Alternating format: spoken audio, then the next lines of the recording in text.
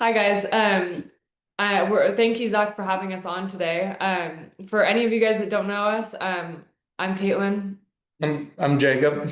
We've been in the business for about 4 years now, growing this business together. So today, on a builders call, we're really just going to talk about how we've grown this thing up to, 2 million a month and paid commissions out to the agents. And obviously take any questions that you guys have for us when it comes down to how we've done it and like what we're doing to continuously grow.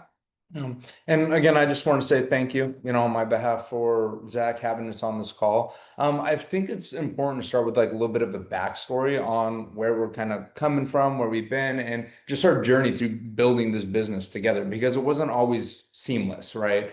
I think the biggest thing that contributes to that is, we obviously grew our businesses alongside each other, but not necessarily like in unison. And that didn't really change until recently. But when we did start to get on the same page in terms of like how we were growing our business, we started to see a lot more momentum, right? Because stuff is happening in unison, right? Everybody's on the same page when it comes to recruiting, selling, but whatever it is, right? But I think when we really started to run our businesses together, as one, that's where we really started to see a change in the momentum that we brought to the table. And I think that one good point off that is that once you start running this, like whether it's with a spouse or just somebody that's really close to you, you start realizing that you can like utilize each other's strengths and weaknesses because we obviously are good, better at one thing than the other. So it's like if you can do that, then it's going to help the momentum in the business. And I think that's like what Jake means. Like, it really helped us really use our strengths and weaknesses. Yeah, because I mean, it's no secret, like men and women, they see things very differently. They might be more, sympathetic to certain situations, and I might be more hard-headed, right? But I think having that, medium, what's the best way to put it? That median, different like outlook on things, it really helps to find like truly the best solution for the situation, right? Because we see things so differently sometimes. I mean, that being said, I think one of the biggest things that contribute to the growth that we've recently had and the momentum was really just, again, having everybody on the same page, right? Hey, what's the overall goal? What are you guys trying to accomplish? And are we maintaining and hitting those goals that we're striving for week in, week out, month in, month out, yearly goals? Are we actually hitting the numbers that we're saying that we're going to do? And I mean, with that, having realistic goals that you're setting. You can't set a goal that's completely unrealistic because if you don't hit it, well, then it's like your word doesn't really mean too much, right? So for me, like, and I learned this from going to college. I was going to school to be a teacher, and this is something that they had like kind of taught us in the beginning is just, realistic goals, attainable goals. Have your really short-term ones, your medium-term ones, and your long-term ones, right? And the more times that you hit those goals, whether how small it is, whether it's just be on the phone dialing by 8 o'clock, right? Or whatever it is. Something as simple as that. It just starts to build that like momentum where you do, consistently hit those goals. It gives you the confidence that you're going to hit those goals no matter what, right? So, I mean, that was a really, really big thing. And I know that's, a huge part that had helped with our team grow and get everybody on the same page. Yeah, absolutely. And I mean, like, I'm a little bit less realistic with goals. Like, I'll like set these humongous goals, and it's kind of like one of those things where we're different in that way. And I think that like combining that together does help us grow as a whole and do things the right way. Mhm.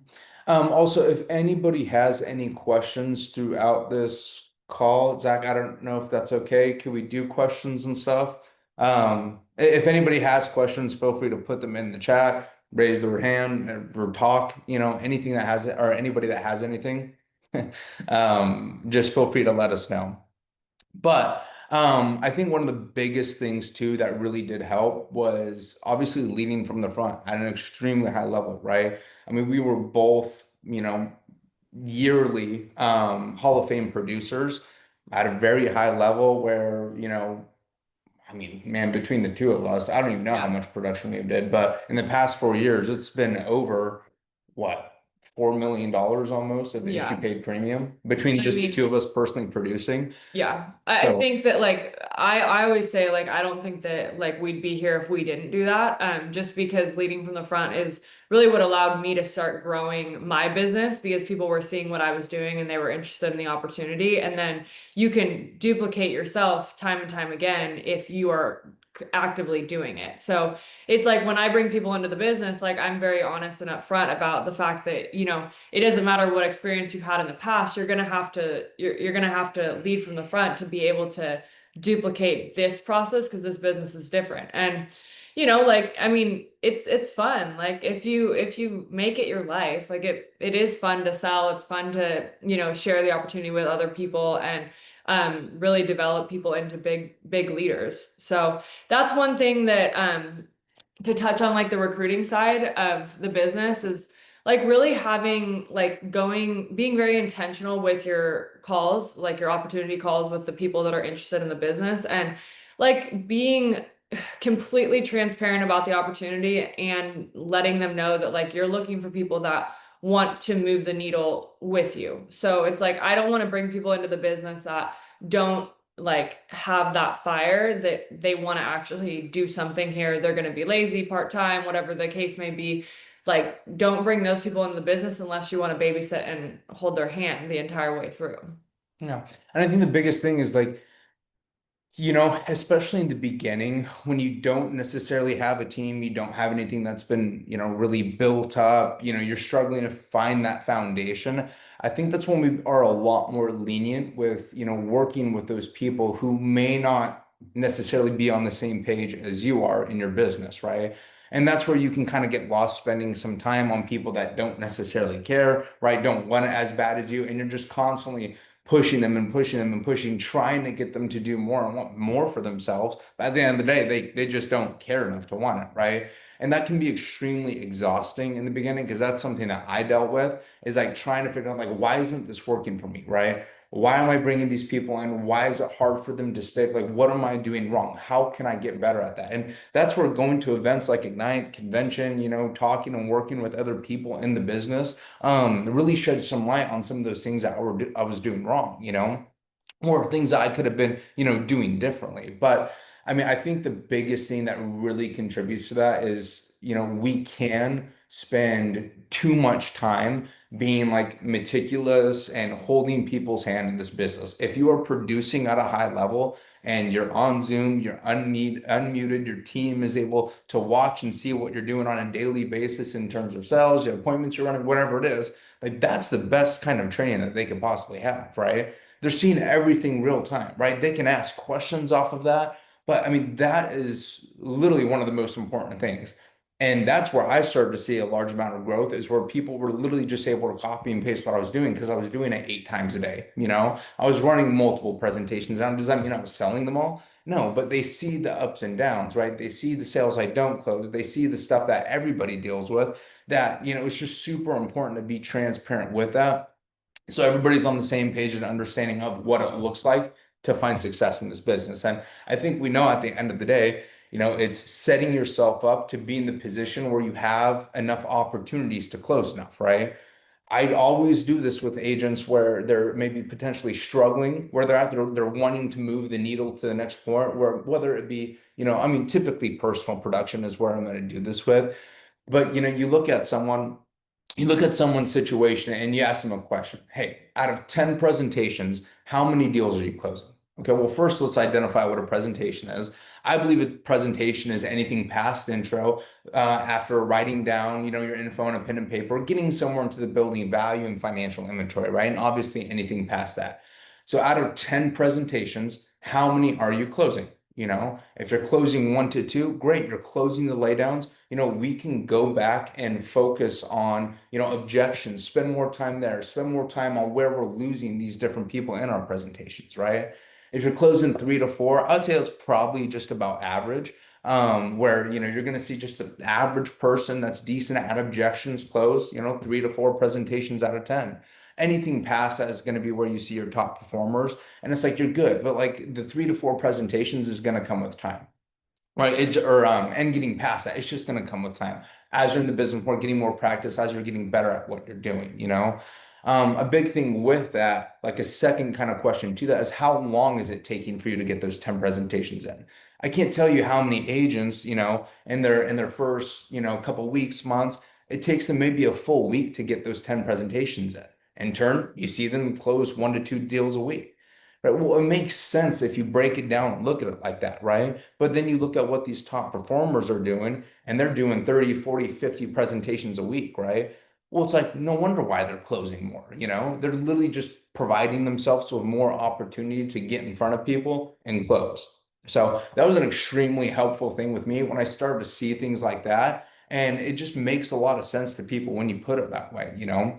Put it that way in like terms of what they're doing, you know, where's that activity going, what's important to focus on. Yes, DAOs is extremely important to focus on, but I don't think it's personally the most important thing because I mean, you can just be aimlessly dialing, you know, and you could be having a number that's going to spam the entire time, right? And if that's happening, well, then most of the dials that you're doing are useless, right? So that's a much easier way for me to track where someone's at, how they're doing, and what we need to improve on to get them to the next level, right? Yeah. And to piggyback off of that, I mean, like your training should be standardized across the board with your agency. So it's like obviously we have multiple different hierarchies in our agency and we all do something a little bit different, but every single agent comes in and does the same thing at the very beginning. Like they get their dialing system like set up, they get the leads, they start on final expense. All of that is all the same. And that helps people be on the same page because then when they're on Zoom and they're unmuted, it's going to be the same exact presentation style, and that allows people to duplicate that process. Um, but yeah. Yeah. And Jesse, it looks like here your question. I think what's important is, you know, having what I like to do is obviously we have like a beginning of the year meeting typically like around either right at the beginning or right around convention time. That's a really good time to get everybody fired up and locked into a goal that they're going to set themselves for the rest of the year, right?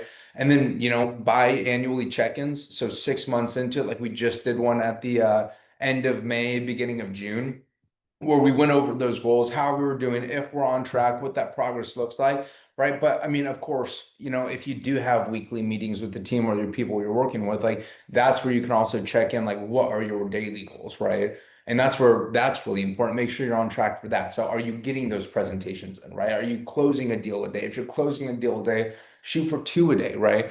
And just have those obtainable goals that, you know, you can see people do. And yeah, but to answer your question, Jesse, that's kind of how we break it up, or at least, you know, I like to break it up with the people, because it's easily obtainable that way, you know?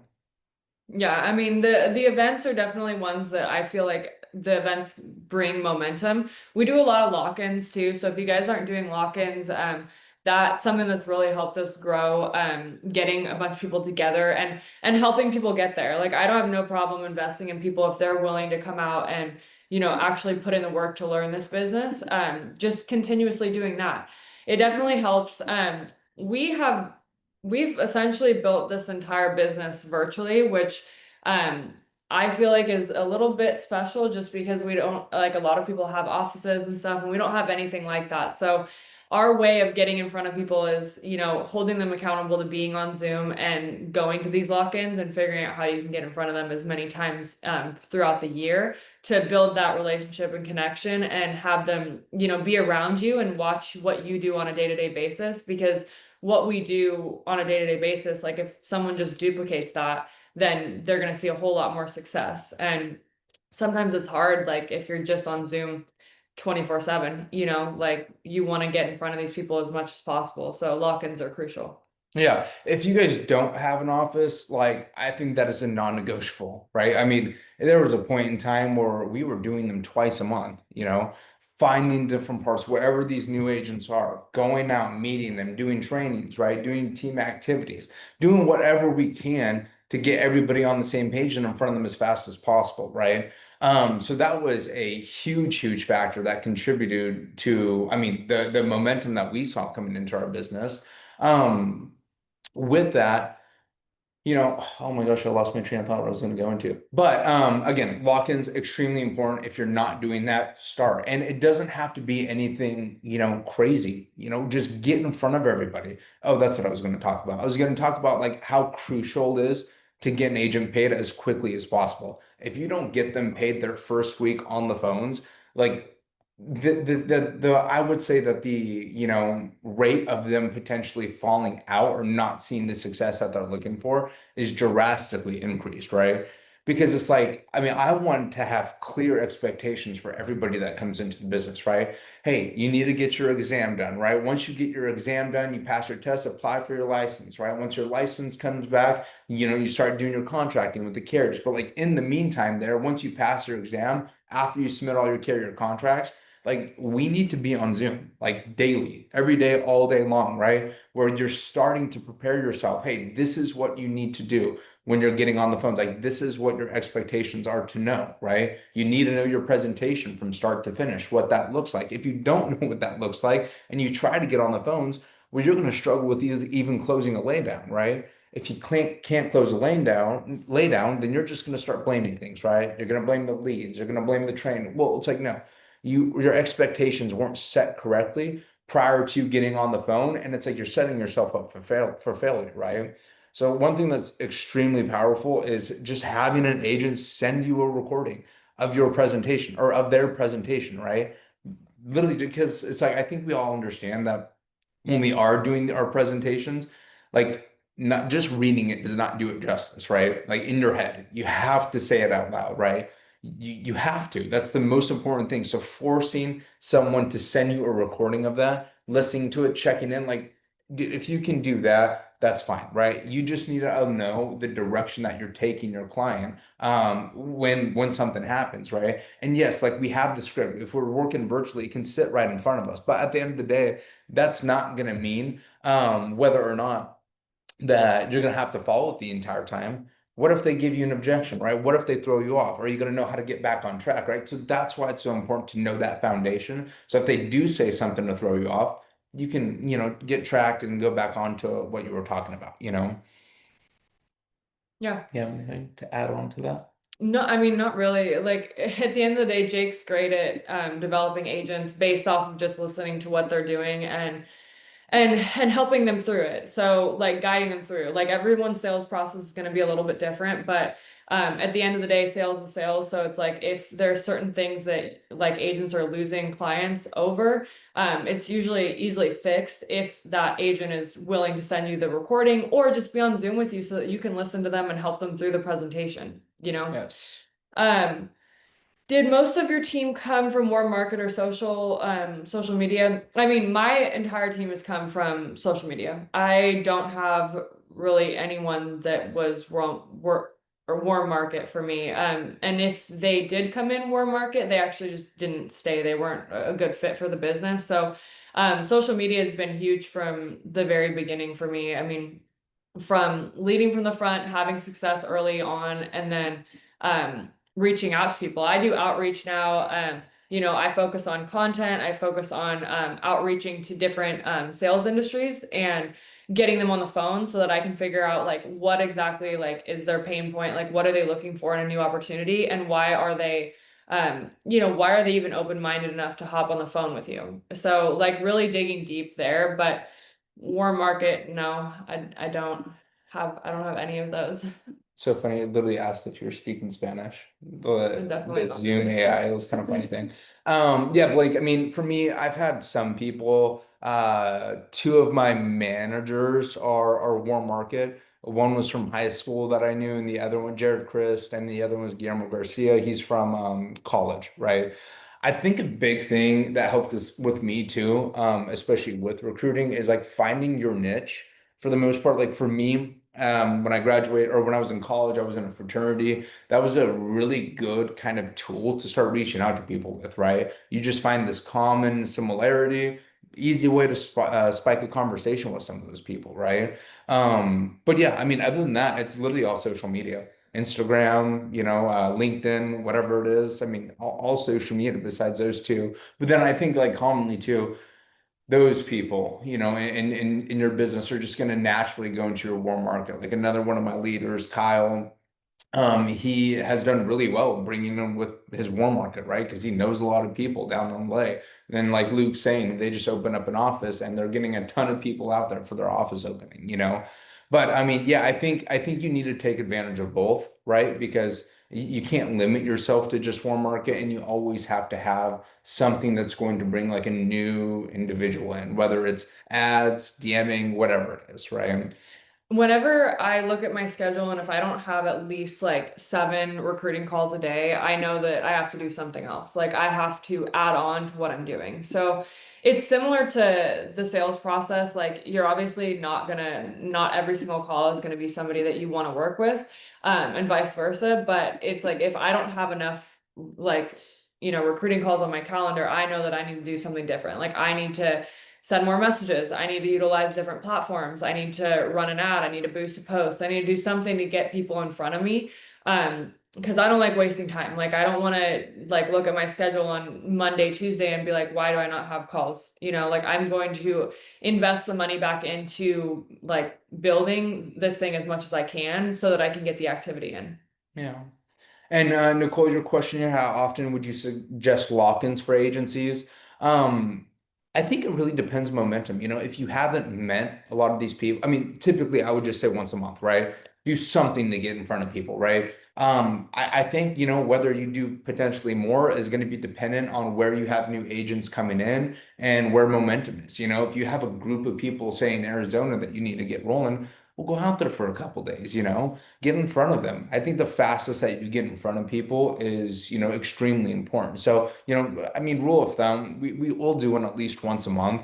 Are there times where we do two? Yeah, sure. But it's all just kind of based off of where people are at, where people are coming in, and whether momentum is needed or not. And when you bring people into the business, Nicole, like figuring out like, is this person somebody that is going to help me move the needle in my business? Because like for me, I'll fly them out to me if like I feel like they're ready to, take this thing to the next level. So without an office, like that's definitely important, is trying to get as many lock-ins as possible and like collaborating with your team. Like, hey, do you guys want to do one in Florida? We'll do one in California. Let's do one in Texas, and having multiple. So I feel like our entire agency probably does like 3 or 4 a month. But us personally, like once a month is definitely needed. Yeah. And LaWanda, your question here for a 1 week new agent. I mean, a little bit of what I had talked about kind of before, where, I think the most important thing is to know your presentation process, right? From start to finish. Know what that high to buy sounds like, listen to sales calls if you can, of people like closing deals, but just know what that presentation sounds like from start to finish. If you know that, then you can get on the phone and you can close laydowns, right? Objections, I mean, whether or not you know everything, like you're not going to know every objection by the time you get on the phone for the first time, right? So that's something that you have to grow into, but at least know your foundation, practice it. I mean, become obsessive at it at night, when you aren't working, right? When you're not in money making hours, right? That's the way I like to put it. But listen to recordings, right? Listen to YouTube videos. Do your presentation out loud, go over objections, right?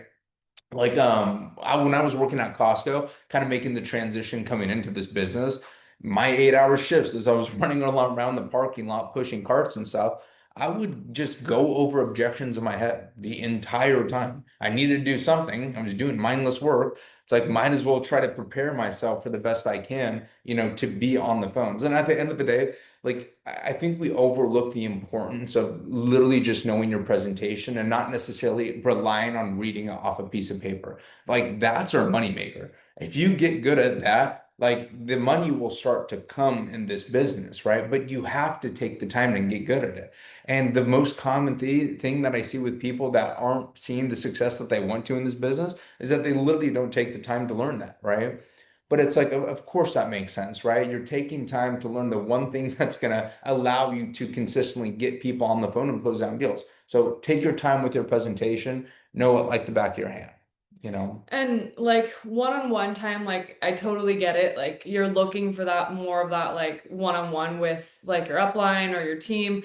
But to just shed some light on that, like, me coming into the business years ago, like I really did just figure it out, and I always tell agents, like, if you really want to figure this business out, you can, because that's what I did. I learned like most of my things were off of YouTube and just doing it. Like I knew that I wasn't going to get better at this if I didn't just do it. So I think that as a new agent, like spending too much time thinking about like how you can get better instead of doing will hold you back. So just hit the phones. Like you're going to learn from failure too. Yeah, 100%. And Giovanni, as you were saying, yeah, get on Zoom and unmute, you have to get comfortable unmuting, role playing in front of people, right? If you're not comfortable with that, you're not going to be comfortable on the phone, So it's like that's why things like that are so important, right? It's only going to help you at the end of the day, unmuting in front of people, letting them hear you. Like, I mean, at least with what we do and the culture that we've kind of brought into the business, everybody wants to see you win, everybody does. And if you're struggling and you're doing everything that you possibly can to get better, there's absolutely not one person that would not take the time and help you. It's just like, because I mean, we all want to see each other win. And I mean, at the end of the day, like in the beginning of this business, my first year, I didn't spend any time building at all. It was all just personal production because I made the excuse that I needed to have results before I brought people into the business, right? But I mean, there was just so much more outside of just the results, personal production that I needed to work on as a leader, leading from the front, developing people, right? And just having, a process down that is duplicatable, that I know works, and being confident with myself on what I bring to the table. And I mean, before, I mean, we didn't have anything like this in the beginning. We didn't have any Zoom. We were literally just doing in-homes. And, if we weren't in front of that person, then they weren't really getting trained from us for the most part, besides phone calls and stuff, right? But we had to be in that proximity of that person to get trained. So it was just different, but like what we have nowadays, all these different tools that people have, everybody has the perfect script, in their mind. It's like it's so much easier to hit the ground running than what it was 4 years ago. Take advantage of it, take advantage of this opportunity because it is truly an incredible opportunity if you put in the work. Mhm. If you work your butt off, if you have your non-negotiables, if you run your life around your business, like you will start to see the results that you're looking for. It's just a matter of time. There is not one person who gives this business everything that doesn't fail. Wait, That yeah, that it doesn't doesn't. succeed. Yeah, it doesn't succeed, Yeah. right? It's just because it's like it's a time in type thing. Because I wasn't good at sales. Like if you look at my first week, I would literally hang up on people. I would literally hang up on people in the beginning if they gave me an objection because I didn't know what to say, right? Like I was just so awkward and uncomfortable. Like I'd never done sales before, not let alone like being on the phone for a sale. But I had no clue what I was doing. And if I knew that me just sticking it out 4 years later, this is what will be, I'd make that decision to just get uncomfortable every single time, right? And I would have made the decision to get uncomfortable sooner because I know it will give me a better outcome at the end of the day, you know? Let's see, another question here. How do you build a strong culture?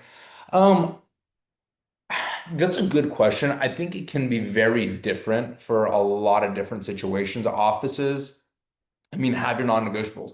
Be in the office by 8 a.m., right? Do some sort of training or role play by 8:30 or whatever it is, 8 a.m., right? I mean, I don't really want to speak on that too much because like we don't have an office, but I just know what I've heard work for other Well, and people. for our agencies, like they have offices, and I see that like those offices they have a strong culture within their office because they do have those things that they do on a day-to-day basis. But Orlando, I think that like for me, like it's just basically the people that I hire. So like when I get on the phone with them, like I hire similar personalities which help they fit into the culture that we already have. Lock-ins help, of course, and also doing activities with your team and getting to know people like on a deeper level. That definitely helps. And um I really want to know why somebody is in the business and what they want out of it, and what their why is. And I think that some people just forget to ask those questions, and like that's something that's really important that will build, your team just by knowing them a little bit more on a deeper level. Yeah. I mean, Orlando, if you understand someone is Doing this. why someone's doing this, right? What their purpose is, why they get up every day. And if that why is bigger than themselves, right? If it's based around someone else, if you have a child, right? If it's for your family, right? If it's because someone depends or relies on you, right? Like those are going to be the most consistent whys that I see have a bigger impact, right? Because at the end of the day, like if it's just for yourself, right? On why you're grinding every single day, like if it's just because of you, it's easy to quit on yourself. You know, if you have a bad day or a bad morning or a stretch of a couple bad days, it's easy just not get up and give it the same effort, right? But I mean, that kind of comes around with, the culture side of things too, where it's like everybody that has come into the business has that same ideal and they've been through that same, kind of question game, right? Why are you here? What's important to you? And, having that and being on Zoom with people, knowing where you're at, knowing what your goal is, knowing what your why is, and having these people that are going to push you and build you up along the way, not just coming from one person, but from a group of people. It's like it just starts like over time. Like it's not necessarily something that you can do overnight, right? But it's just truly and honestly caring about the position of the people that you work with are in, right? Yeah, I think it And builds culture for sure. yeah, and then I think if you really care and you really want them to be successful and you're gonna help them to do any, get there wherever whatever it is, whatever that looks like, right? As long as you're willing to put in the work, it starts with that. So making sure that you have people that are willing to give everything to this business, in terms of like, what they're willing to do to make this business work, right? It starts with focusing on those people and building off those people, building with those people. So yeah, a couple different factors there, I would say. Blake, what are two things from each of you that are non-negotiable? I mean, in the beginning, for me, it's changed over time, but it was a minimum of $10,000 of production a month for three and a A half week. years, a week, excuse me, of submit. For 3.5 years, I did not miss that. Katelynn didn't miss that either. I mean, she didn't have that because she crushed sales. She was way better than me at sales, honestly. But $10,000 a week in annual or yeah, And submitted submit. Gosh, why can't I think premium. that? Yeah. Yeah. So that was my non-negotiable. And I mean, I think I missed it maybe once in like 3.5 years because of something that happened. I don't know, right? But that's a pretty good track record. I mean, at the end of the day, I probably fell in the 15, 20, 25 range each week as I was submitting business because none of the other factors that contribute to that changed, right? And what are the factors? Lead flows and opportunities on the phone. I lead flows. Like lead Um, costs, like the amount that you put into leads every yeah. single week. Like have a number. If you're wanting to sell at a high level, you have to have a number that you're willing to invest. And the biggest reason people don't invest in leads, in my opinion, is because they're scared of not seeing the result. And like there's really like nothing that you can like if you invest, there's never been a time that I've not profited, which it's like people are so scared to invest in leads, but you can't move the needle in the business at all if you don't invest in it. It is a business at the end of the day. For my non-negotiables now, like I mean, prior when I was selling, it definitely was like the amount that I was spending on leads. Like it was bare minimum 2 grand a week, 2 grand a week, bare minimum. If I was having a slow week or a slow month and I felt like I needed more, I had no problem investing more. And 30 appointments a week. That's a non-negotiable. And the same thing with now it's 30 recruiting calls a week. Like if I don't get that, like then I know that something's not working and I have to work harder. So I have to do the outreach myself. I have to run an ad. I have to create more content. I have to do something to get eyes on my page so that I can have more people to talk to about the opportunity. So that's one thing. I mean, my other non-negotiable is like I have to do Pilates at least 5 times a week. It really helps my mindset, my routine, everything like that. So that's just a non-negotiable. Like I don't care where I'm at. I can do it from a hotel. I can do it in an Airbnb. it will help my mindset. And I listen to podcasts like on a day-to-day basis while I do it as well. And that helps me with just the mindset portion of this business, which is a huge portion of it, especially when you're growing. You deal with a lot of personalities, you deal with a lot of people, and having a strong mindset will help you, grow a massive agency. Yeah, Katelynn always had leads. She was literally never afraid. I think $2,000 a week is an understatement with her lead flow, but she's also had multiple months where she produced over 100K, So it's insane. But like leads are everything, right? It's the only thing that's going to give you, more opportunities to sell. So And as you're growing, like, and building or selling and building at the same time, my mindset behind leads was, um, I'd have them, I'd go through them, but they're never going to go old because this business is all about timing. So it's like, as I'm bringing in agents, like I have lead flow for them. So it just never scared me. It was like one of those things where it's like the only way that I'm going to get in front of people is if I have the lead flow. And like, I'm going to invest everything that I can to get in front of people and, be able to help their family. And Richard, for your question here, is this for interview questions for like recruiting or on the phones? Like, I guess not. I guess it would kind of have to be recruiting, but if you mean like building why questions on the sale, I guess you probably would have said that if that's what you meant. So I'm gonna assume it's recruiting. It's a little bit different, right? It depends. I think my first goal is to figure out, hey, why we're on the phone in the first place, right? Hey, man, just wanted this to be a quick call. Really just want to pick your brain, see what you're currently doing and why you're open-minded to even jumping on the phone with me here in the first place, right? And let them talk. I think a lot of people make the mistake of talking too much in the beginning, whether you do one call, two call, whatever it is, right? I think a lot of people make a mistake in solely just talking about the business, right? Coming from you. Like, I would let them talk, right? Ask a question, see what they say, figure out why they're on the phone with you. If they're in a position that isn't, getting them to where they want to be, right? Figure that out first. And once you figure that out, then you can go into it, right? You can kind of wrap your call around what's important to them, make it make more sense to them, right? At the end, I ask, questions that kind of close things down is is this something that you think you'd be successful in, right? Do you see yourself finding success in this type of, or in a space like this, in a business like this, right? And if you do, what do you think the biggest thing would be holding you back, right?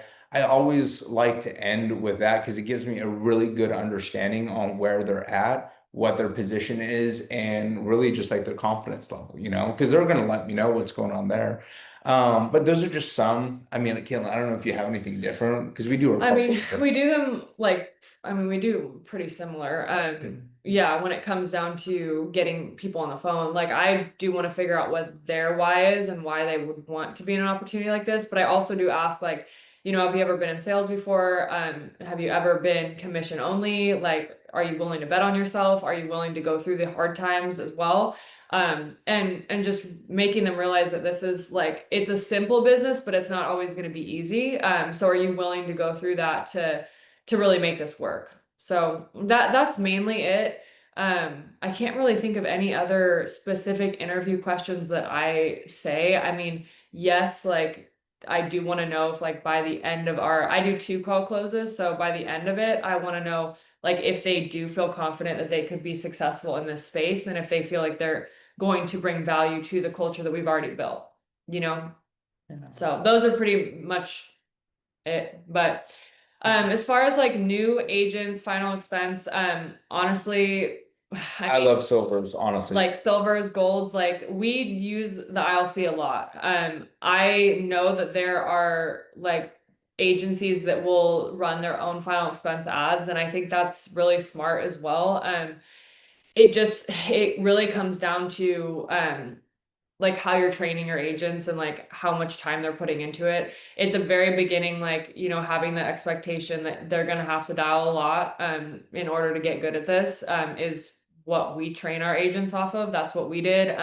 It worked for us. I mean, I got good at sales, but I didn't come in good at sales. Like I really had to like fail forward a lot to be able to hit the numbers that I wanted for myself. But We use a lot of the ILC. I think another good thing is to run final expense ads yourself and, have your agents like get them at cost from you. I think that's something that we're looking into. And I think that that would be, something that I would look into if you have a lot of agents coming in, um, at one time.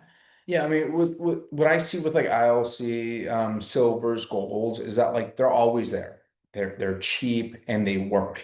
All And leads you can get work. them like right away. And you can get So, them right away from anywhere. So, I mean, obviously, there's typically going to be a little bit more dialing, right? A little bit more calling because, I mean, maybe they've been a lead for a month, 2 month, 3 month, whatever it is, right? But it's like, that's fine because for a brand new agent, they don't know what they're doing and they need to have the opportunity to figure out their processes like, right? Figure out what they're going to do, how they're going to run the call. Like they're just figuring things out. And I mean, I always kind of have an expectation for people is to get 5 sales off that, right? However quickly that you get those 5 sales off of silvers, bronze, cool. Then we'll go from there, right? Move into maybe something that's higher intent as you get a little bit better, right? Where we're going to spend less times on the phones, more times on calls, right? Because that's the goal, trying to be more efficient, close more, you know what I mean? So, yeah, I mean, I love silvers, final expense for new. I tried doing mortgage protection. It was just tough. There's just so many directions, and maybe that depends kind of on me and how I like kind of trained it in the beginning. But I just feel like it's so much simpler to start with final expense. It's duplicatable. It's that foundation of life insurance that everybody needs to know. and I know that like there's like lots of different like final expense types of leads. Like vet leads are like technically could be really anything. So it's like final expense or vets, like, and then having the same script and going through it with the agents on how to actually sell that product. Yeah. Um, what was that next one? Brenda, yeah, the 100K month was Caitlin. Yeah, she's done multiple months where she's done over 100K personal production in a month. Like it's kind of nuts. It is I crazy. thought I mean, I don't I necessarily think that you have to write 100 grand a month to like build a business here. Don't, yeah. don't think that. I really just wanted to see if I could hit it. I remember driving back from like an in-home one month, and I was like, I wonder like if I give this my all, and I'm willing to invest as much as I need to. I wonder if I could hit 100 grand, and I did. So. It's funny too because it's like some of her biggest personal production months were some of my biggest personal production months too, right? Because it's like we had this like it was almost like competition at that point. So it's like my biggest month was 89K. I thought that was great, but it's like competing with, 100, 125, like it's just nuts, right? But I mean the point that I'm trying to say with that is like when you lead from the front, like your team is going to fall short of what you do, right? You're not going to have someone be able to duplicate exactly what you're doing, right?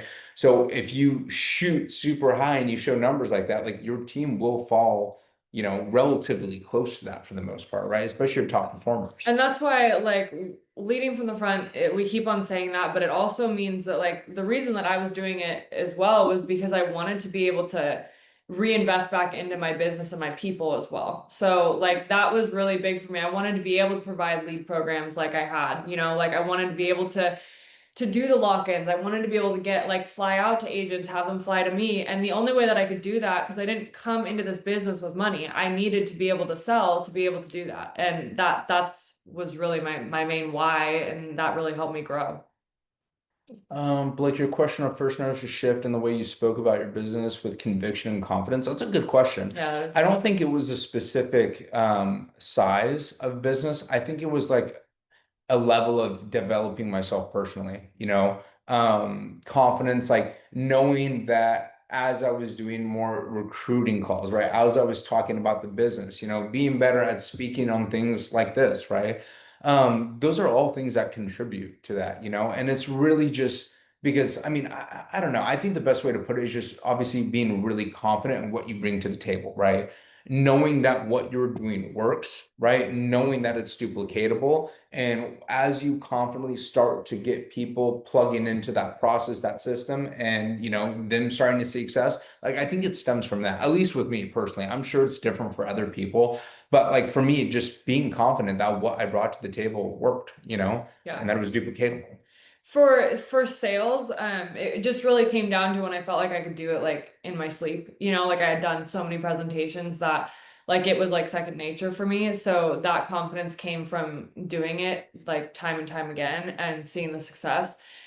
For like the building side, it's just seeing other people be able to duplicate you. Like that's really cool. And when you can watch other people come into the business and start building it, selling at a high level, bringing other people into the business and like financially profiting for their family, like that's conviction in itself because like the results don't lie and the numbers don't lie. So it's like that really allowed me to be a lot more confident when I was talking to people about the opportunity because it's like the proof is in the pudding. Like if you're willing to do the things that we've done, our team's done, like you can do that too, as long as you're willing to put in the work. And you know, that just comes down to the person, you know, like some people they're not gonna do it, you know, like we used to say in this business, like anybody can do it. And it's like realistically, yes, anybody can do it, but will they do it? Like, are they actually going to put in the work to make this work and move the needle for their family?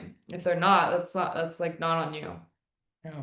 And Luanda, your question there, 100K in a month. Yeah, like Katelynn's biggest personal production year was just under 1 million. I think you did what, like Right. 985,000 or something Something like like that. that, yeah. Extremely close, right? Mine was just under 700, so it was like 680, 90 something, something like that. But yeah, insane what you can do in this business. And it's like, again, we didn't come from sales. Like we just worked our butts off, a lot. That's all we did, but it helped us get to where we were. The schedule, that's It's funny because I'll show some of my new agents like my schedule, like when I was running appointments, and like literally on the Google Calendar, there's 0 spots like open. So it it's was like like, I literally have yeah, like 15 things on my schedule today. like it's literally there's nothing like available. Like mine was like from 8 a.m. to like 8 p.m.